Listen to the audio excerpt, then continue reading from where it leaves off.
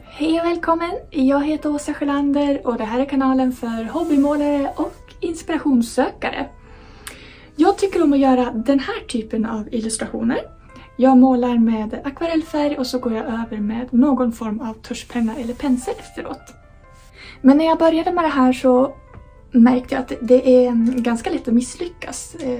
Man tror att det är enkelt att bara fylla i konturerna, men ibland så ser det galet ut. Så jag tänkte ge dig lite tips på hur du kan åtgärda vanliga misstag.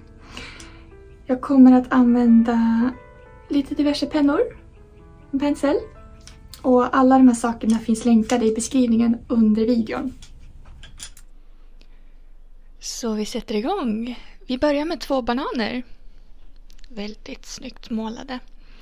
Jag börjar med en riktigt tunn penna som är 0,1 mm. Det står alltid på pennan. Och så tänker jag att jag ska rita i den här så att den får en illustrationslook på den här målningen. Och då ser man ganska direkt att det där var ingen frän effekt. Den ser alldeles platt ut. Helt menlös. Så min lösning här det är att jag väljer en tjockare penna. Den här är 0,6. Och så ritar jag på samma sätt.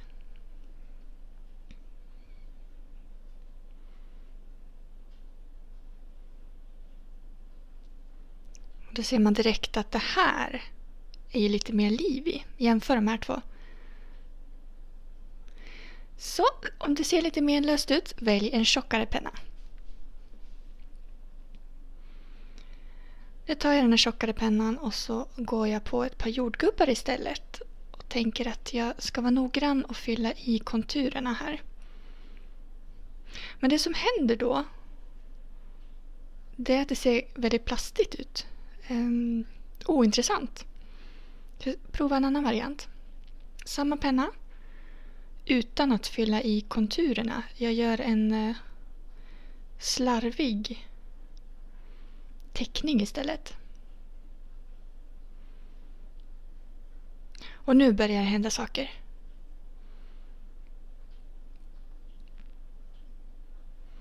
Så var lite mindre noggrann om det ser dött ut.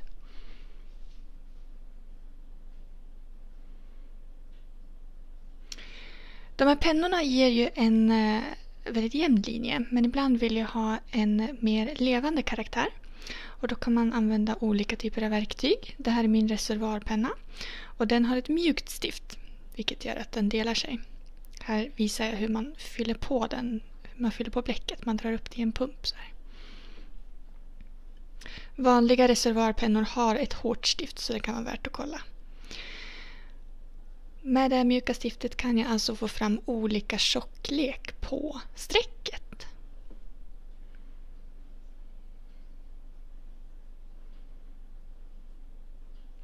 Den här pennan är egentligen lite för smal.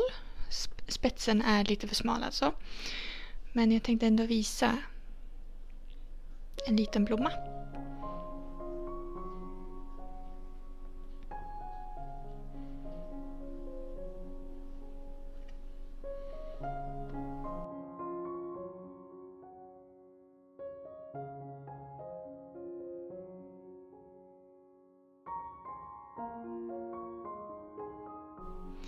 Och då kan jag alltså variera tjockleken på strecken genom att trycka med pennan.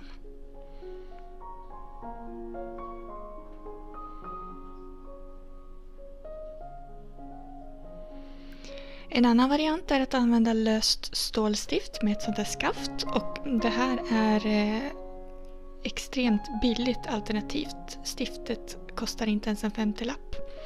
Och skaftet är samma sak. Och de håller i en evighet. Och det här stiftet är mycket mjukare än det på reservoarpennan. Så du kan få till en ännu större variation i strecken.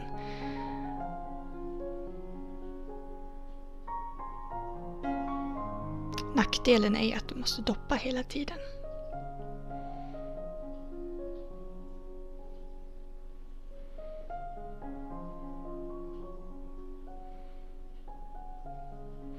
Det är en otroligt skön känsla att teckna med ett löst stift.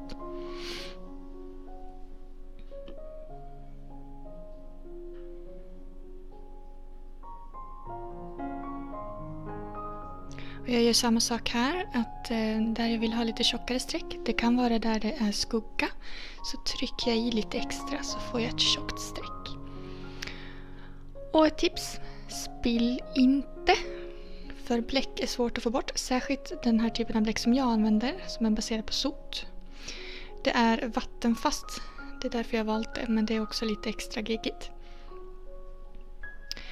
Så kan du naturligtvis använda en bra pensel, och det här är min vanliga akvarellpensel.